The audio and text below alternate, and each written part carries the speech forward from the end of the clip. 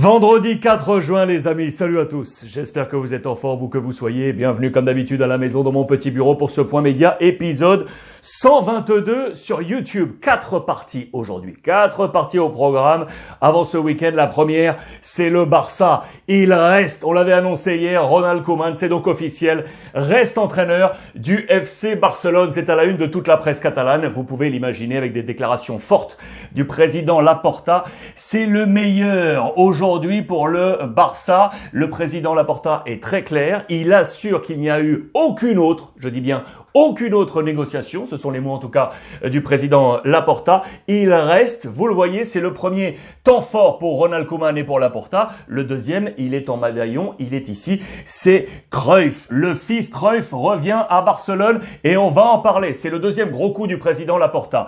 Koeman qui sort renforcé de cette épreuve. La semaine dernière, je vous rappelle encore qu'il était en réunion au Camp Nou. On pensait que ça y est, c'était terminé pour lui. Une réunion de 30 minutes où finalement on avait patienté pour une semaine plus tard, le voir renforcé. Une année en plus de bonus, éventuellement, s'il venait à accomplir bien cette prochaine saison. Et deuxièmement, il aurait, je dis bien il aurait au conditionnel, les pleins pouvoirs pour construire l'équipe de la saison prochaine. Voilà Ronald Koeman complètement renforcé au sein du FC Barcelone. Le deuxième gros coup, il est là.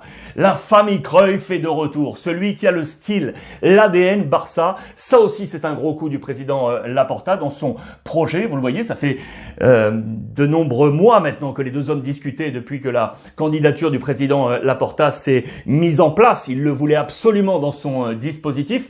Ce qui est intéressant à noter, c'est que cela fait déjà 25 ans. Déjà 25 ans que le jeune Cruyff était parti du Barça avec bien entendu la trace de son père. Il a été joueur lorsque son père était entraîneur. 25 ans qu'il était parti.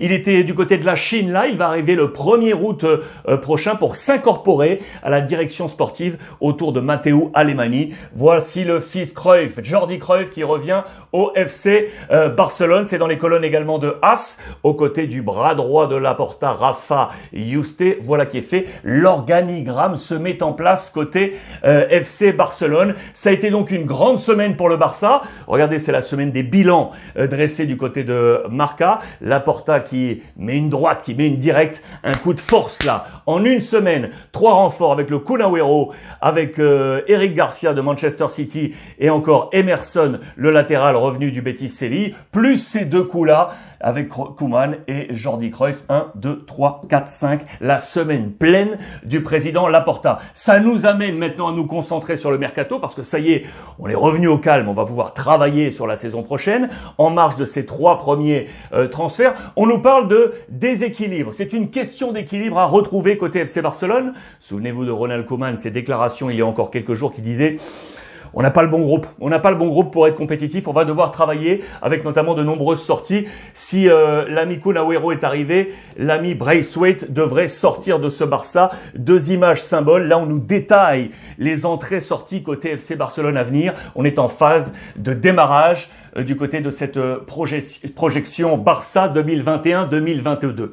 Ce qui est sûr, c'est que c'est une bonne nouvelle pour lui. Koeman, ça y est, reste. Son compatriote hollandais, les deux hommes se connaissent de la sélection néerlandaise et vous le savez que Koeman a toujours voulu, même fils de paille, l'attaquant de l'Olympique lyonnais. Vraisemblablement, ça y est, les choses seraient faites, le contrat était déjà en préparation. Vraisemblablement, dans les prochains jours, Depay devrait signer en faveur du FC Barcelone. Ce que je voulais vous montrer également, c'est ça, parce que Laporta a également décidé de travailler socialement. C'était l'une de ses promesses d'ailleurs de campagne auprès des socios. Il veut laïter les conditions d'association. C'est-à-dire que pour devenir socios du Barça, il y avait toute une règle de conditions. Il veut laïter ces conditions pour que ce soit plus facile, pour que la masse sociale du Barça grossisse également à l'étranger. C'est les ambitions du président, c'est ce qu'il avait annoncé comme promesse électorale. Il semble vouloir les tenir, c'est ultra intéressant. Puis pour terminer, côté FC Barcelone, on suit la vie, c'est le feuilleton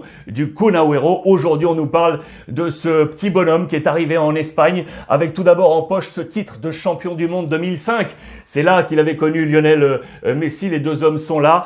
Ils se connaissaient que très peu jusqu'alors et c'est cette sélection qui les a réunis. Champion du monde en 2005. 2 ans plus tard, champion du monde de nouveau en 2017. À ce moment-là, il était déjà une étoile. Il était le capitaine de cette équipe argentine des moins de 20. Et entre les deux, eh bien, il signe à l'Atlético Madrid. Souvenez-vous de cette image ici. Il avait alors 18 ans, 22 millions. C'était le grand saut pour lui en Europe. Un saut risqué, mais réussi. La suite du feuilleton Kun Agüero, épisode FC Barcelone. On va passer maintenant du coup à l'actualité du Real Madrid, les amis. Actualité du Real Madrid avec ce gros titre. Quel sera le Real Madrid de Carlo Ancelotti la saison prochaine? Voilà la grande question du jour. Dans les colonnes de AS, on nous détaille tout ça. D'abord, il y a un mot d'ordre fort. Le spectacle. Carlo Ancelotti promet du spectacle. Ce qui est sûr, c'est que lors de son premier passage à Carlo Ancelotti de 2013 à 2015, il a eu un bilan absolument exceptionnel. 75%, quasiment 75% de victoires. Il est l'un des meilleurs entraîneurs, si on regarde ce chiffre-là, de l'histoire du Real Madrid, avec un record qui court toujours. 22 victoires consécutives. C'était en 2014-2015. Carlo Ancelotti revient avec cette notion de spectacle. Quelle sera son ossature? Le quotidien AS nous présente ses plans de bataille. Je vous les ai détaillés d'ailleurs avec attention. Ça, juste pour le souvenir, les Madrilènes vont adorer ça. On était en 2013-2015. Voici comment s'orientait ce Real Madrid qui d'abord était parti sur un 4-4-2 avant de voir la position de Di Maria, aujourd'hui au Paris Saint-Germain, évoluer pour passer dans ce 4-3-3. Casillas était encore là. Ramos était là. Il devrait sortir, vous le savez, avec Pepe, Carvajal, Coentrao et Marcelo, Xabi Alonso, Modric était déjà là, Gareth Bale, Benzema et Cristiano Ronaldo, la célèbre BBC. Ça, c'était l'ossature. Qu'est-ce que ça va devenir aujourd'hui? Voici grosso modo à quoi devrait ressembler le Real Madrid de cette année avec Courtois. Plus de Ramos, vous le savez parce que c'est chaud là avec l'arrivée d'Alaba et Nacho qui seraient à ses côtés. Carvajal garderait le poste de latéral droit. Mendy, logiquement à gauche et on va y revenir. Casemiro, Modric, Kroos, ce triangle ne devrait pas changer. Et puis sur l'attaque, Hazard, sur lequel l'ami Carlo Ancelotti croit beaucoup. Karim Benzema, le grand frère et le patron. Et ici, sur le côté droit, attention, on nous parle de Vinicius et de nouveau de Kylian Mbappé. Cet objectif reste dans les têtes des supporters et de l'organigramme du Real Madrid. Je vous parlais de Mendy ici et je vous parlais de cette défense. Parce qu'effectivement, avec l'arrivée de Carlo Ancelotti, on va travailler sur plusieurs schémas durant ce mercato. Sachez déjà une chose, c'est qu'avec son arrivée, Carlo Ancelotti, son premier message a été de dire qu'il voulait réduire l'effectif, le nombre de joueurs. Ce qui est sûr, c'est qu'il va déjà réduire les vacances. Sachez que pour les non-internationaux, 43 jours de vacances. Il a réduit d'une semaine. Les joueurs devaient revenir le 12 juillet, ils reviendront le 5 juillet. 43 jours de vacances pour les non-internationaux. Les 13 internationaux concernés notamment par l'Euro viendront un tout petit peu plus tard. C'est la volonté de Carlo Ancelotti. On nous rappelle l'officialisation de Lucas Vázquez, je vous l'avais annoncé ce jusqu'en 2024. Et on en vient à ce travail de la défense. Quid de Ramos? Déjà un élément de réponse. Regardez la légende du football espagnol, Luis Suarez, l'homme de l'Euro 64, déjà là en 1960 avec l'équipe d'Espagne. Il nous raconte que tous les joueurs professionnels sont passés par ce cap auquel passe actuellement l'ami Sergio Ramos. Ce cap de décision, rester, partir, que faire? Lui a vécu ça et il dit tout le monde a vécu ce type de tempo. Ce qui est sûr, c'est qu'aujourd'hui, Sergio Ramos devrait potentiellement quitter le Real Madrid. Lui, c'est non. Lui, c'est niet. Et on nous rappelle d'ailleurs que Carlo Ancelotti avait déjà, entre guillemets, signé l'ami Mendy. Pourquoi? Parce qu'on nous rappelle que lorsque Ancelotti était entraîneur du Napoli, on était en 2019, offre de Naples à Lyon pour venir chercher l'ami Ferland Mendy qui était du côté de l'Olympique Lyonnais pour 25 millions d'euros. Là, Ancelotti le voulait déjà. Lyon avait alors dit non pour finalement être aujourd'hui au Real Madrid et Ancelotti arrive, il se réjouit, il va pouvoir enfin compter sur le latéral gauche qu'il voulait. 38 matchs la saison passée pour lui, 32 matchs lors de sa première saison. Ça va devenir un classique, ça à n'en pas douter côté Real Madrid et c'est une bonne nouvelle, ça pour les supporters du Real qui rêvent toujours, vous le savez, de voir venir l'ami amis, Kylian Mbappé, c'est un rêve qui est toujours présent. On nous en parle dans les colonnes de Marca. Le Real Madrid essaye de trouver les bonnes combinaisons pour le faire venir. Et pour ça, notamment, il faut du cash liquidé. Marcelo, Isco et Bale, voilà 3 sorties qui pourraient faire garder grosso modo 50 millions d'euros, quand on parle des salaires, 50 millions d'euros au Real Madrid. C'est la feuille de route du Real pour éventuellement voir venir Kylian Mbappé. D'autres informations encore mercato comme ça, et notamment du côté de l'Espagne avec le leader, l'Atlético Madrid, le leader champion, pardon. L'Atlético Madrid, j'ai une petite pensée pour mon copain Anthony. Du côté de Madrid, je sais que c'est un passionné de l'Atlético, il va adorer ça. Avec El Cholo Simeone, aux côtés d'un homme très très important. Ici, c'est Andrea Berta, italien, directeur sportif de l'Atlético. C'est lui qui gère les entrées et les sorties en accord avec, bien entendu, El Cholo Simeone. Phase de récession, vous le savez, économique. L'Atlético, la saison passée, moins 91 millions d'euros. Il y a un déficit de 91 millions d'euros. Il va falloir banquer. Je vous en ai parlé hier d'ailleurs sur YouTube avec éventuellement la sortie de Saúl. L'objectif numéro 1, c'est un numéro 9. Je vous en ai parlé également hier parce que l'option pour Dembélé est un petit peu trop haute et puis Morata devrait rester du côté de la Juventus. On va en parler également. Il y a une envie, elle est là. Bellerin. Berta adore Bellerin. L'international espagnol qui évolue, vous le savez, du côté de Arsenal. 7 saisons passées déjà du côté de Arsenal. 35 matchs cette année. Il est l'un des capitaines d'Arsenal. 6 titres au total pour lui durant sa carrière à Arsenal, dont 3 FA Cup. Ça peut être un objectif pour Berta et pour l'Atlético. Ce qui est sûr, c'est que pour le flanc défensif, lui ne devrait pas bouger. L'anglais Trippier est un inconditionnel del Cholo Simeone. Il est dit intransférable. Il ne devrait pas bouger. L'ami Trippier de l'Atlético Madrid. Info en vrac comme ça pour vous dire que du côté de Valence, le patron Murti assure qu'il va tenter économiquement de redresser la barre, notamment en augmentant le prix des abonnements. Ça, je peux vous assurer que ça va de nouveau lui valoir les colibés des socios qui ne vont pas du tout apprécier la montée des prix des abonnements du côté de Valence. Et lui, là, et lui, les amis, l'ami Jules Koundé, l'international français qui se prépare avec Didier Deschamps pour l'Euro, sa cote est en train de monter en flèche et Séville pourrait du coup capitaliser sur lui de nouveau. La stratégie de Monchi, le directeur sportif, très bon pour cela. D'ailleurs, souvenez-vous, voici les meilleures ventes. Ben Yedder, 40 millions d'euros. L'anglais, 35,9. De français, Vitolo, 35,6. Daniel Alves, on s'en souvient, parti au Barça pour 35,5. Eh bien, Koundé aujourd'hui, ça pourrait être 40 millions d'euros, voire plus, puisqu'on espère entre 60 et 65 millions d'euros aujourd'hui pour lui. Il serait ainsi le plus gros transfert en vente de l'histoire du FC Séville. Affaire à suivre pour lui.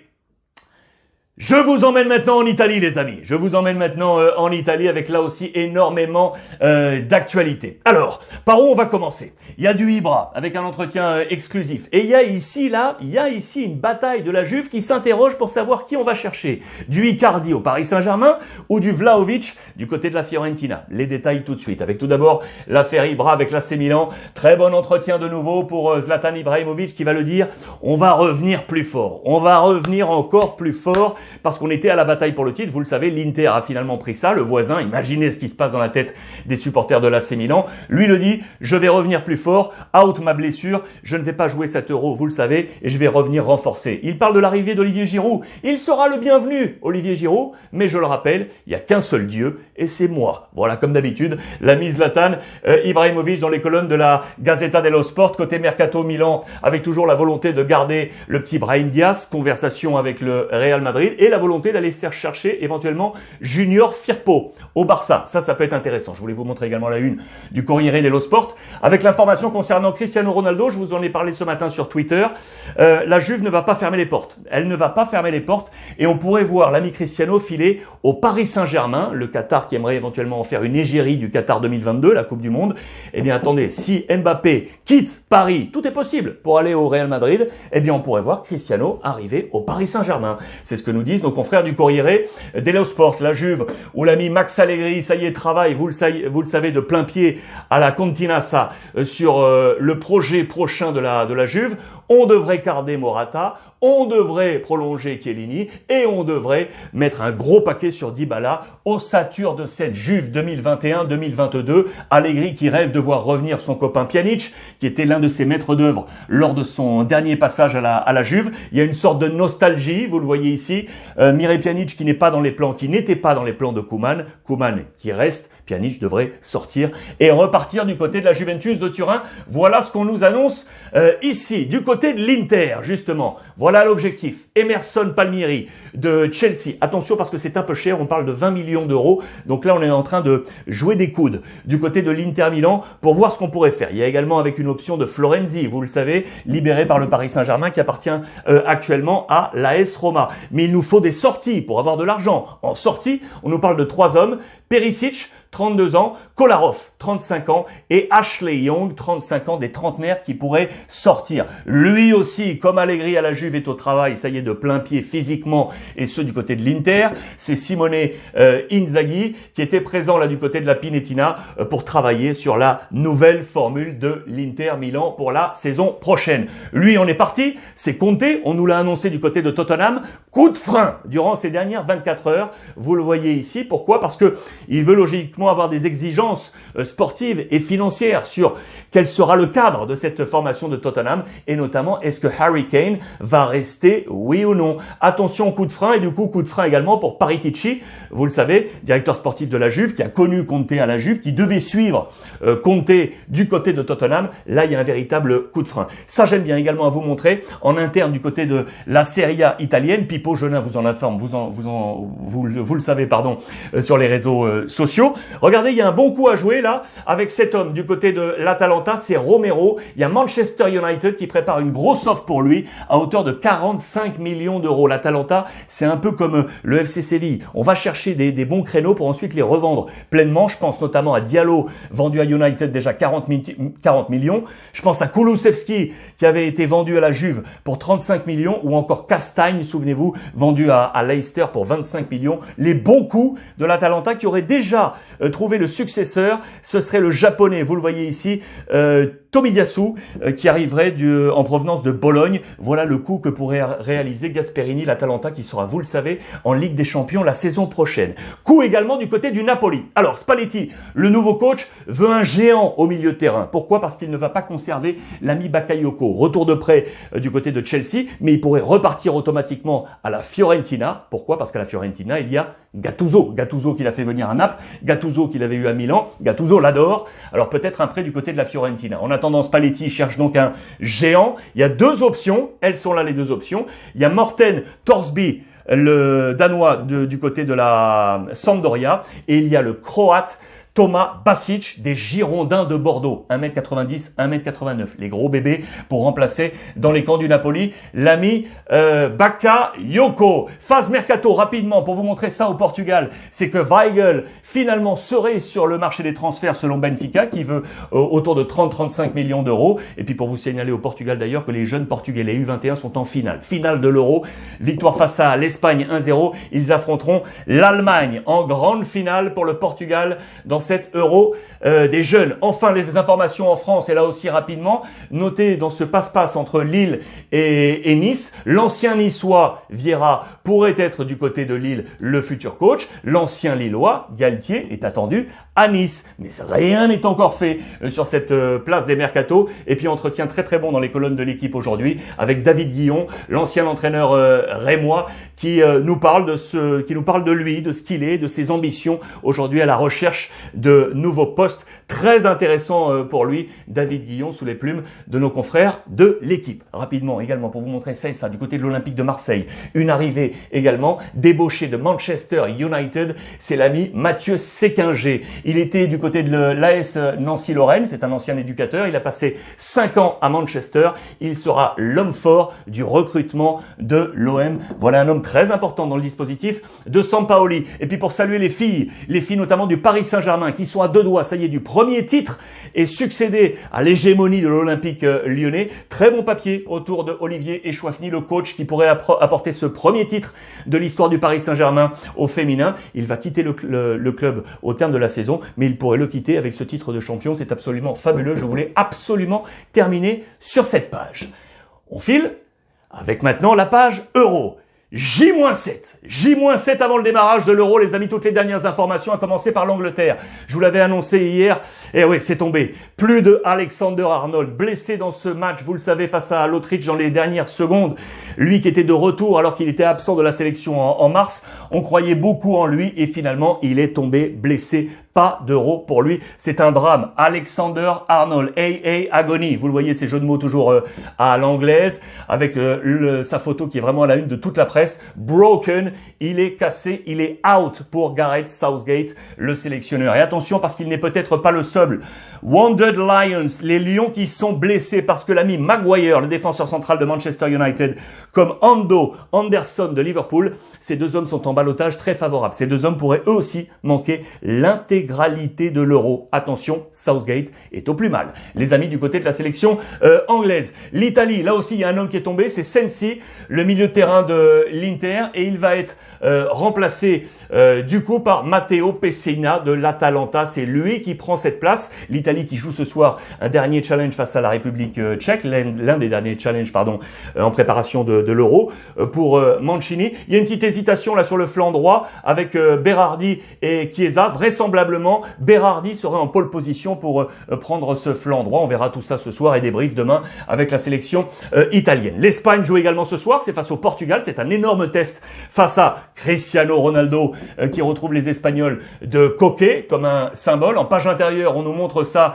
avec cette équipe espagnole. Il y a beaucoup d'interrogations sur cette équipe d'Espagne de Luis Enrique au poste de gardien, défense, milieu, attaque, sur toutes les lignes. Il y a vraiment des interrogations. En attendant, les Classiques vont tenter de tenir tout ça, notamment Busquets et Alba qui sont les deux derniers dinosaures, on peut le dire ainsi, puisque Ramos, qui était le dernier du titre de l'Euro 2008, est out. Les deux derniers, c'est donc l'ami Busquets et Alba pour tenir cette sélection espagnole. Les Belges hier, ça a été moyen face à la Grèce, très moyen face à la Grèce. Un but partout entre les deux formations. Les notes sont détaillées ici. Heureusement, il y a eu un énorme mignolet dans les buts pour éviter éventuellement la défaite. Lukaku, c'est à noter, n'a pas marqué. Il a hérité d'un 6 sur 10 de la part de nos confrères. Pas une très bonne note pour Mertens, 4,5, comme Batshuayi, l'ancien Marseillais, 4,5 également. Le coach Martinez a pris un 5 sur 10, pardon. C'est un équilibre. Regardez, en mode mineur et quelques interrogations en plus. Ce qui est sûr, c'est que la défense a été moyenne du côté de la Belgique, notamment sur tous les ballons dans le dos. Comme ça a été plutôt moyen. Je vous le précisais, Lukaku n'a pas marqué, c'est assez rare et c'est à préciser. À noter également que Mats Sels, le gardien de Strasbourg, a vécu sa première cape 5 ans après avoir été appelé pour la première fois éventuellement en sélection. Il n'avait pas encore joué. Sa première cape, c'était là. Il est entré là à la toute dernière minute. Ça fait 54 joueurs essayés en tout par Roberto Martinez, 54 en 55 matchs. C'est à noter. 54 joueurs utilisés par Roberto Martinez qui le dit. Il faudra élever le niveau, mais j'ai vu des choses très intéressantes offensivement avec Carrasco qui joue un cran plus haut et il le préfère, le joueur de l'Atlético Madrid. Ici, vous le voyez avec ses petits cheveux couleur spéciale Euro, très attendu. Ne vous inquiétez pas, on sera prêt pour l'Euro. C'est le message fort du gardien Mignolet. En attendant, eux, ils sont prêts. Eux, ils sont solides et on va terminer par ça. Les infos équipe de France. Regardez ça, l'armada offensive de Didier Deschamps. Elle est colossale. Ben Yedder, Benzema, Coman, Dembélé, Giroud, Griezmann, Mbappé, Thuram, ces 8 bonhommes vont porter la peur des adversaires. De quoi faire peur? C'est exactement ce que nous avancent nos copains de l'équipe et notamment avec ce trio, avec Griezmann, Benzema et Mbappé, avec énormément de liberté d'action dans les colonnes de la Provence. Nos confrères de l'équipe nous disent que c'est déjà un trio bien accordé, avec ces mouvements ici détaillés. Vous le voyez avec ces petits photomontages sur cette liberté de l'équipe de France. Et puis je voulais terminer avec l'entretien très sympa autour de Lucas Digne. Après une très belle saison du côté d'Everton, il va s'inscrire pleinement dans cette défense de l'équipe de France. Il est à maturité, Lucas Digne, et bravo à lui pour cette saison avec Carlo Ancelotti qui est aujourd'hui parti au Real Madrid. J-7 avant l'Euro, n'oubliez pas ça. 1 million d'euros en cash avec NetBet. Les conditions, elles sont toutes simples. Vous devez trouver tous les résultats de l'Euro. Allez vous inscrire parce que passer ce J-7, c'est fini. Quand l'Euro a démarré, vous ne pouvez plus tenter cette grille spéciale. Il vous faut trouver tous les résultats de la première phase. Si vous passez ce cut, ensuite, phase par phase jusqu'au bout. Si vous trouvez l'intégralité des résultats, 1 million d'euros pour vous, les amis. Et c'est aujourd'hui sur les plateformes de NetBet. Encore 7 jours pour jouer. Voilà pour ce point complet sur les médias aujourd'hui. J'espère que vous avez apprécié. Merci une nouvelle fois de votre fidélité, les amis, et comme tous les jours, profitez des vôtres.